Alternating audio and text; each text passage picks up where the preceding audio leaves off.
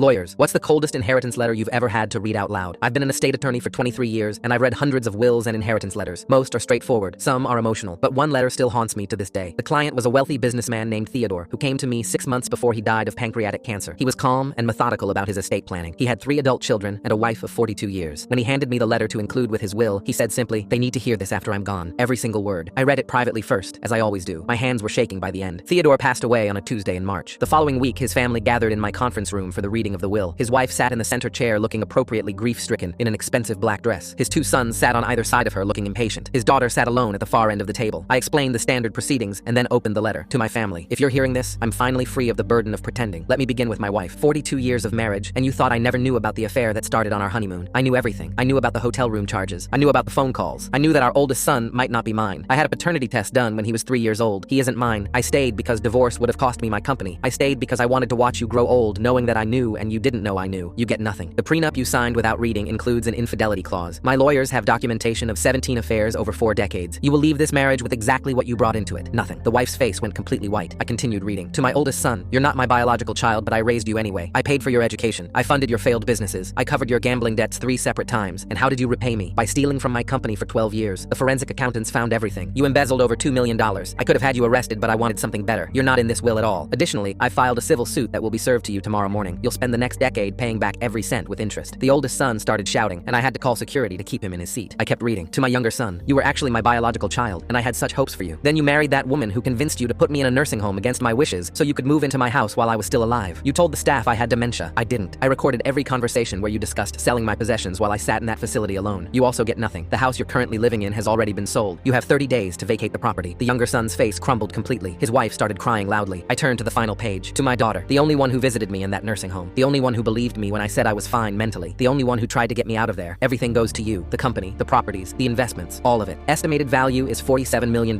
Your brothers will tell you to share with them. Don't. They had their chances. Your mother will cry and beg. Remember that she let them put me in that facility and never once questioned it. I loved you. You were the only one who loved me back. Use this money to build a beautiful life and never feel guilty for being the only decent person in this entire family. I set down the letter. The room exploded. The wife was screaming about hiring lawyers. The sons were threatening their sister. Security had to escort everyone out separately for safety. The daughter was the last to leave. She stopped at my door and looked at me with tears streaming down her face. Did he really know all of that the whole time? He spent his last 6 months documenting everything meticulously, I said. He wanted them to know he was never the fool they thought he was. She nodded slowly. Good. That was 4 years ago. The daughter runs the company now quite successfully. The wife lost everything in divorce proceedings. The oldest son is still paying back the embezzlement. The younger son rents a small apartment. The coldest inheritance letter I ever read was also the most deserved.